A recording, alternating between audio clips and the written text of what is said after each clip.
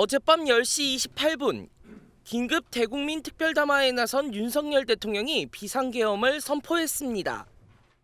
저는 이 비상계엄을 통해 망국의 나락으로 떨어지고 있는 자유 대한민국을 재건하고 지켜낼 것입니다. 비상계엄 선포와 함께 설치된 계엄사령부는 밤 11시부로 대한민국 전역에 계엄사령부 포고령 제1호를 발표했습니다. 비슷한 시각 우원식 국회의장은 계엄 해제 요구안 표결을 위해 모든 국회의원들에게 즉시 국회 본회의장으로 모여달라고 공지했습니다. 이재명 더불어민주당 대표를 비롯한 야당 의원은 물론 한동훈 국민의힘 대표와 친한계 의원들도 잇따라 본회의장에 들어왔습니다. 다른 한편에서는 국회 진입을 시도하는 계엄군과 이를 막으려는 국회의원 보좌진의 대치가 이어지면서 현장은 아수라장이 됐습니다. 여야 의원 190명이 모인 새벽 1시 비상계엄 해제 요구 결의안은 만장일치로 가결됐습니다. 국회의 의결에 따라 대통령은 즉시 비상계엄을 해제해야 합니다. 이제 비상계엄 선포는 무효입니다. 계엄 해제 요구안 의결 후 3시간 넘게 침묵을 지키던 윤 대통령은 결국 계엄을 해제하겠다고 밝혔습니다.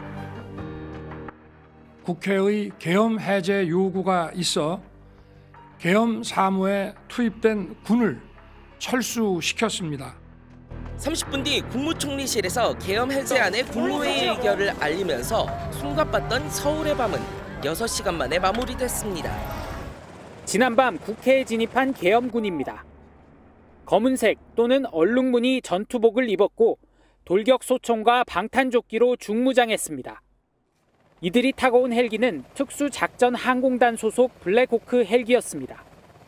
무기 역시 특수전 사양으로 알려진 돌격소총에 야간 침투 임무 때 사용되는 사안투시경도 눈에 띕니다.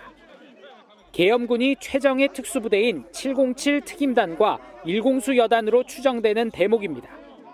적지중심 지역에 침투해서 표적을 획득하고 그래서 우리 아군 공군의 폭격을 유도하거나 주요 요인을 납치, 암살하거나 이런 특수작전을 진행을 하는 군 관계자도 치안 상황을 고려해 가까이 있고 임무 수행이 가능한 부대를 지정하기 때문에 특전사 투입이 유력했을 것이라고 말했습니다. 일부 계엄군은 삼각대를 소지했는데 저격 임무를 수행하기 위한 것이란 주장도 나옵니다. 계엄군이 실탄을 소지했다는 제보도 잇따랐습니다. 실탄을 지급받아서 왔고 기관당총까지 지급됐으며 저격수까지 배치됐다는 것에 대해서는 상당히 저도 놀랐습니다. 합동참모본부는 계엄군의 부대 명과 투입 규모를 밝히지 않으면서도 모든 병력은 원래 부대로 돌아갔다고 설명했습니다. 총을 들고 완전 무장한 계엄군이 진입을 시도합니다. 시민들이 계엄군을 뒤에서 잡아채거나 넘어뜨려 군인이 사람들에 깔리기도 합니다. 그러면 시민들이 군인을 일으켜 세워주고 계엄군은 스크럼 대치가 위험해지면 뒤로 물러납니다. 하지마 뒤로 와. 결국 본회의장 코앞까지 진입했지만 유리문은 깨지 않고 힘으로 열고 보좌진들이 뿌린 소화기를 막기도 합니다.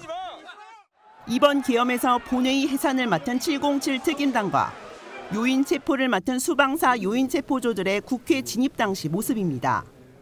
투입 당시 계엄군은 사전에 정보를 제공받지 못한 상태였던 것으로 전해집니다.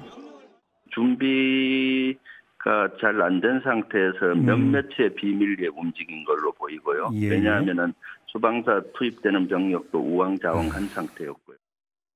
실제 이들은 북한과 관련한 사안으로 출동하는 것으로 알고 있었고 국회에 착륙해서는 어리둥절해했던 것으로 전해집니다. 계엄군이 50분은 지난 뒤 본청에 진입한 이유가 거기에 있다는 설명으로 민간인 체포 권한도 있었던 것으로 전해집니다. 또 일부 계엄군은 철수하면서 시민의 머리 숙여 사과하는 모습도 포착되는 등 젊은 군인들의 이성적인 대처로 유혈 사태를 피했다는 평가도 나옵니다.